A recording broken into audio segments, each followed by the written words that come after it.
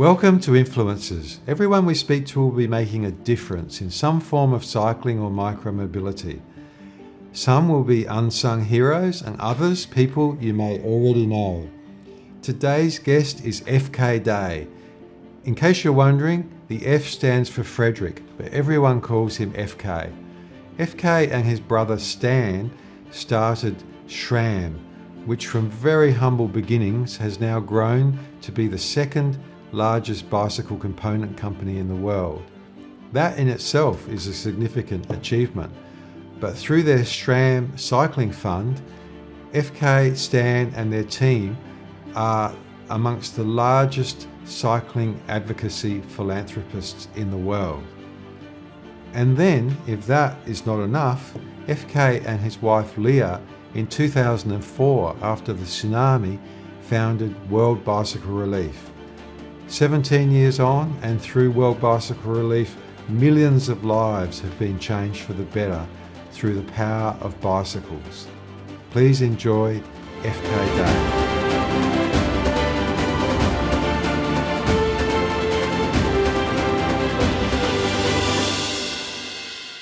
Well, FK Day, thanks very much for coming on Influencers.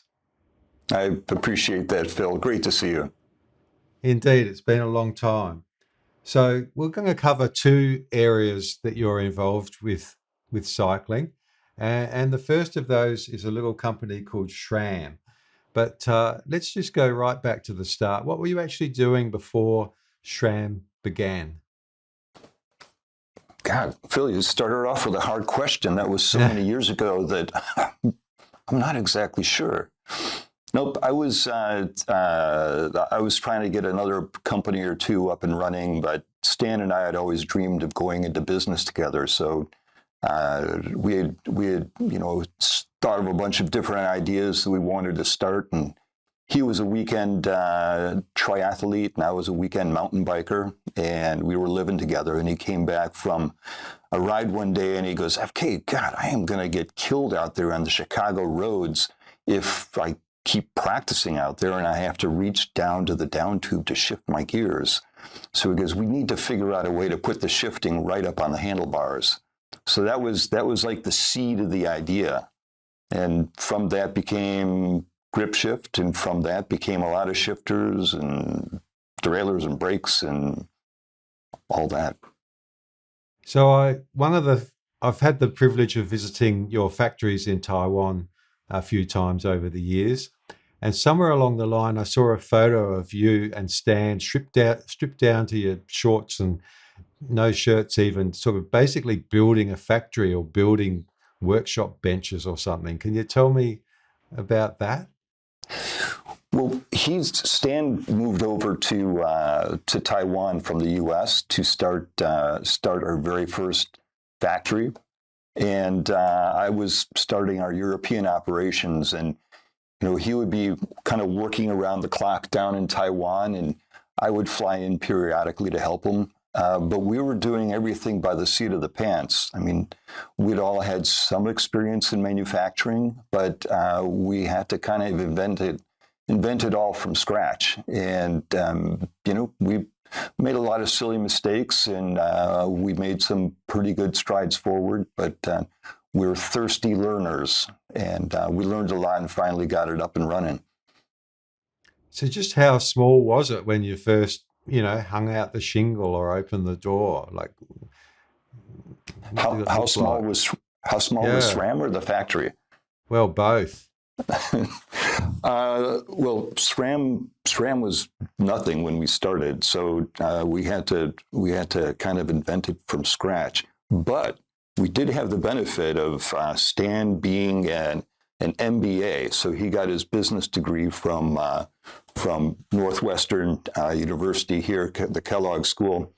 So he knew how to write a business plan, and his business plan was called for us.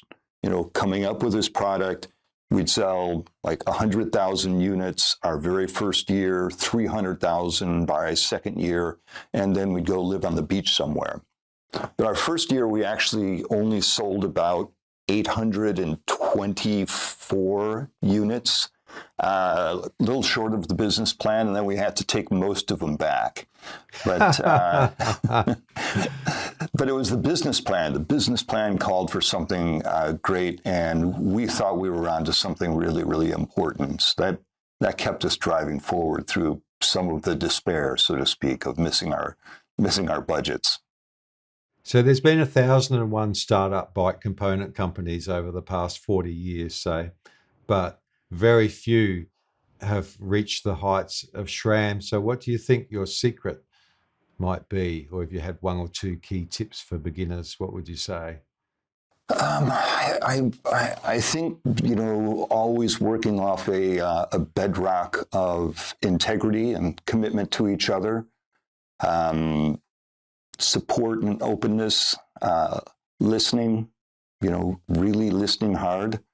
And I think we both come from parents who taught us the importance of humility. And I think with humility can come great listening. And it was really from that we learned how to iterate our products and keep bringing on superstar players. And we slowly built up out of the bedrock a company that feels pretty darn good to work in. Indeed, that's a remarkable answer. And can you paint a picture today? How does SRAM look today in terms of, now I know it's a private company, so I'm not asking for any financial information as such, but in terms of, how many are in your team now or how many countries you might be in, can you just paint a broad brush picture of the business now? Now let's see. I think we're 4,000 people, and it's a blend of fossils like myself and my brother and some of our original team, and we've got so many young, passionate, energized employees now that the best we can do is ensure we've got a culture that supports them, and then get out of the way just so we don't have boot marks running over our backs. Very good.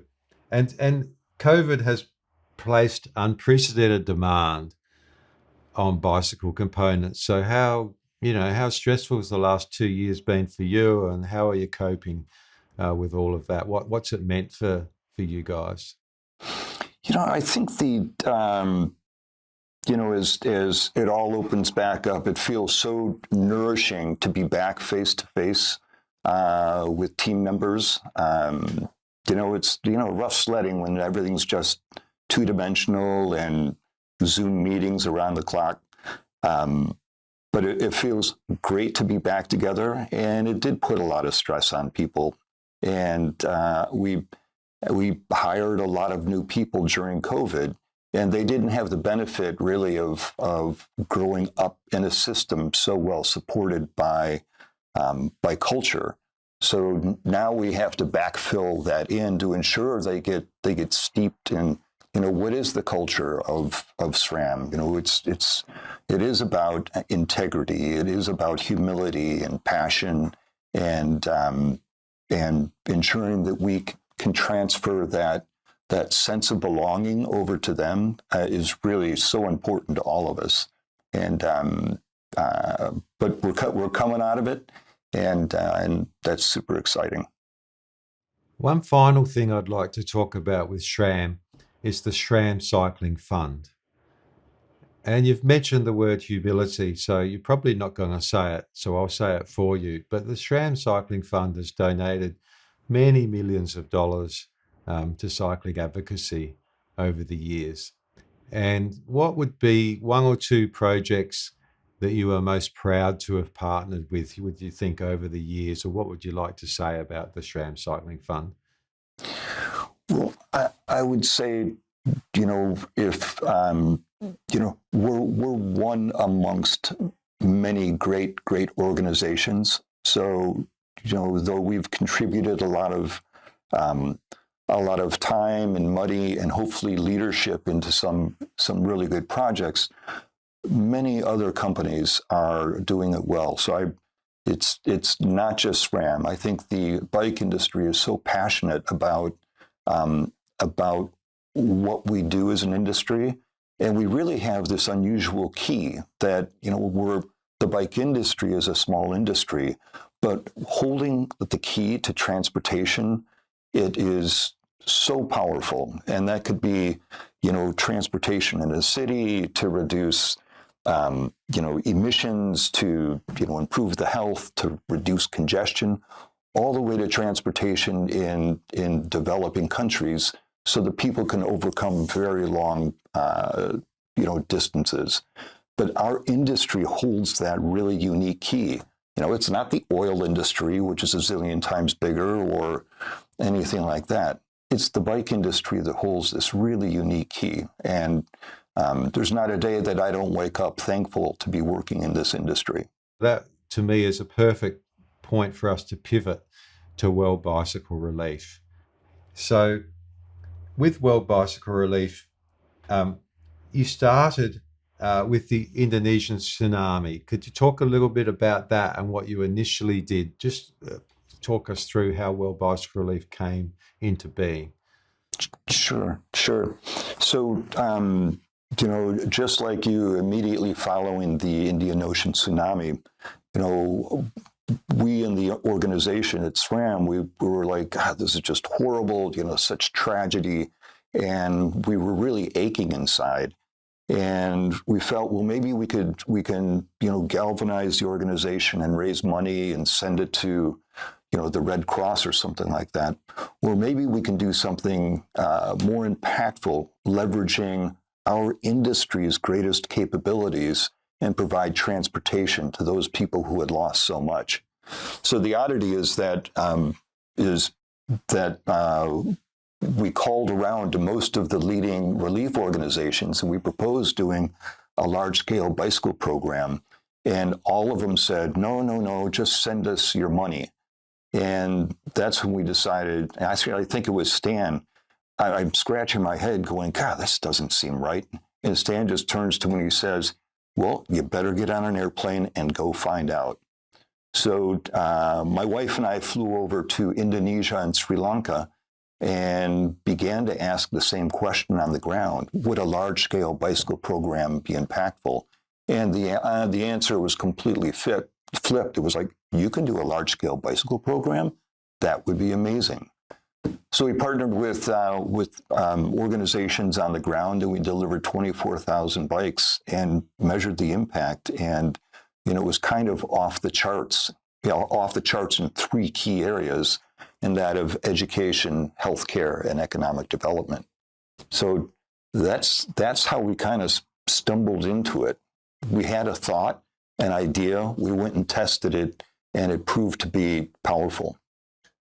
Now let's talk about the bicycle itself, which is now called the Buffalo Bike, and the development of that over time, because we're talking now about 15, 16, 17 years of development of that bike. So, what are the key features of your Buffalo bikes? What has been the development story of that?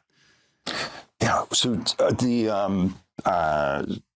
you probably know more about bikes than I do, but when we first got into Sri Lanka, we thought, oh gosh, we're going to source bikes locally, and that way there's an installed base of spare parts. People will know how to ride them and repair them and all that stuff. And we were able to do that in Sri Lanka. And then when we moved to scale up the programs in Africa, we couldn't find local suppliers. And quite frankly, the supply chain of bikes that were available was terrible. The producers had come completely detached from the end users. And as a result, the bikes were just breaking. They would just fall apart and break. And the producers didn't know that. And they quite frankly didn't care. So we had to kind of go tip to tail to strengthen that bike until we got a bike that it would be worthwhile for us to put in the field in support of some complicated project, like a healthcare initiative or an education program or in support of rural farmers. So it's been a long process, but it's just been, so important for what we do. And I think we now have other organizations copying us, which is great because we can do a lot and we're very close to the field and therefore the end users. But now that people are starting to copy us, that will give our industry the ability to really take this to scale and make a dent in the transportation needs at the bottom of the market. So you don't just donate bikes, do you? You provide employment and local manufacture. Can you talk a little bit about that? We bring in what's called CKDs. So those would be completely disassembled bikes. And we set up assembly facilities that have between 15 to 20 people in there. And we can end up building 80 bikes a day. And the beauty is that we can, our quality goes up and our costs go down by doing it this way. And it gives us the ability to really track what is the response in the field to either a new design or how is the bike being used so we can respond and support it. But it's a huge part of what we do. And so I'm glad we're providing employment, and it's like safe employment.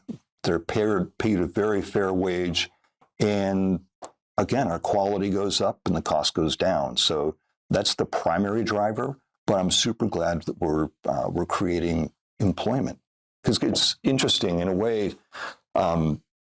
We also train field mechanics. So if we train a field mechanic and train them, equip them, put them in the field to maintain and repair these bikes, then as we expand our assembly facilities, we have this treasure trove of outstanding, workers that know everything about the bike that we can then put into the assembly facility.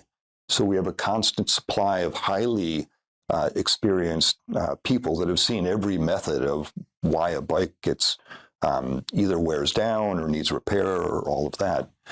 And on top of that, we started setting up bicycle shops that sell spare parts and bikes. And the beauty then is that as these guys become expert in the assembly facility, we then can migrate them in to manage a shop. So we have this very outstanding funnel where we get great talent and we move them up through the system, like just a beautiful career path.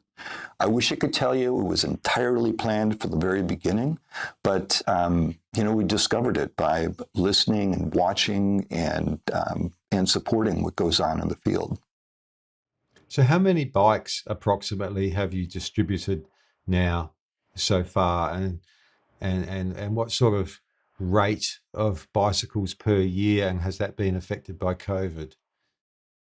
Yeah, I think we're up over 600,000 bicycles distributed. And this year, I think we might even be close to 700,000. Anyway, this year we'll end up doing about 75,000 bikes through 5, 6, 7 countries. And that's a record for us. Last year, since we do a lot of bikes through the school systems, and the schools were closed because of COVID, there was a lull. So I think last year we might have done 45,000, 50,000 bikes. But this year we're going to really jump up and nail it and really make an impact. They're really huge numbers, aren't they? Yeah. I kind of go, what the heck just happened? So it's been about 17 years now. What motivates you to keep going in the hard times and challenging times, to keep at this work that you've started and you've been so closely associated with for so long? I would say it's the raw impact. We measure everything we do very carefully, and we publish the results. So I would say it's the impact that we're creating that, gets me up on fire in the mornings and carries us through. I just love what we do. It's never been done to this scale before. and the impact is deep, immediate, measurable, and it's new. So in a way, we're creating new language for, the UN, the World Bank, a lot of these organizations that are trying to make a big difference in poverty and development, and we're providing them data that can help them do it better.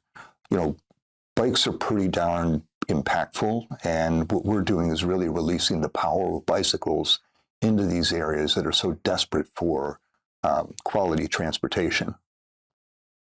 Now, as you know, I had the privilege of spending a week or so in Zambia with yourself and Leah many years ago. And at that time, which was very early in the program, you were just considering starting the BEEP, what became the BEEP program. And we went out to a school in a remote community and talked about that and met the people there and so on. Now, that is a program that I think is particularly worth trumpeting. So could you explain, what does BEEP stand for? What does that mean? What is the impact of that particular program that you do? Right. So remember in Sri Lanka, we found that there was deep and immediate impact in 3 different critical areas. And one was education, the other was healthcare, and the other one was basic development. We thought, well, what we're going to do is we're going to isolate each one of these projects or each one of these categories and start running programs just for those. So the BEEP one what does BEEP stand for? Bicycles for Education Empowerment Program. So that program is all about connecting rural students to distant schools, prioritizing the girl student. So we will distribute bikes to 70% girl students and the rest the boys. And it's the impact, attendance goes up, performance at school goes up, tardiness goes down, and the empowerment of a girl student in their own home is measurable and presentable, and it's pretty impressive. So it's a very good program. I think we've done maybe 200,000 bikes into education programs like that, and they are, so moving and so impactful that you saw it firsthand, and there's no way you can really walk away from something like that without being deeply moved to the core. So that's been going for well over a decade now. So do you ever hear any individual stories from now ladies that might write to you, or that you hear from through the field that say, this was my life experience and this is how the bicycle helped me or changed me? Do you ever hear stories like that? Oh, all the time. And, Leah is so good at, as a storyteller and gathering stories from the field. She gathered this series of stories about these girls that had to leave school, and because they lived too far away from school.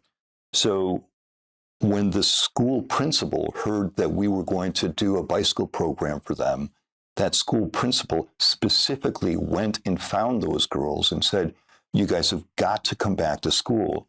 You'll get a bike. It'll make your transportation earlier."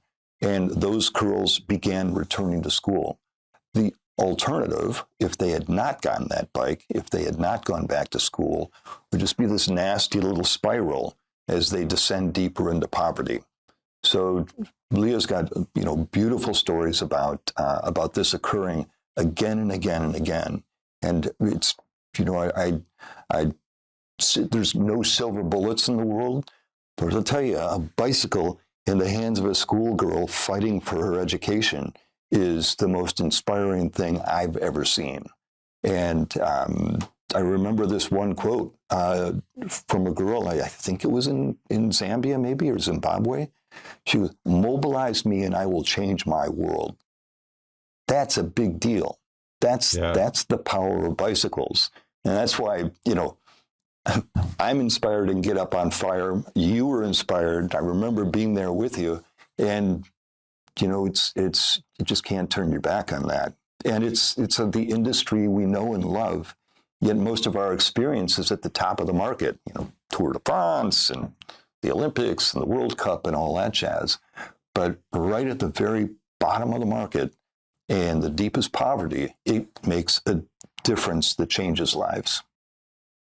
That's great, FK. Just two final questions. One's a bit of a heavy one, if you like, but scientists say that climate change is going to have a greatest effect in sub-Saharan Africa, some of those countries where you're most active, like Zambia. And so how would you respond to people who say that, the problem's just too big, there's nothing you could do to make a significant difference? What would you say to those people? Well, I would say that, a bicycle improves the resilience of a community. If we can put bikes into a community, that community can begin to overcome the impacts of these climate tragedies. I mean, literally in the height of the dry season, if it rains on your soybeans, you lose your protein. It's devastating. So climate change is going to have, the speed of climate change is going to really impact these communities. But a bicycle can help the resilience in so many great ways. If a bike is in the hands of a girl and that girl goes to school, maybe they'll leave the world in a little better place than we're handing it off in. So, we're committed. It improves the resilience of a community. And the more people we can get into school, more girls we can get into school, the more powerful it's going to be for the next generation.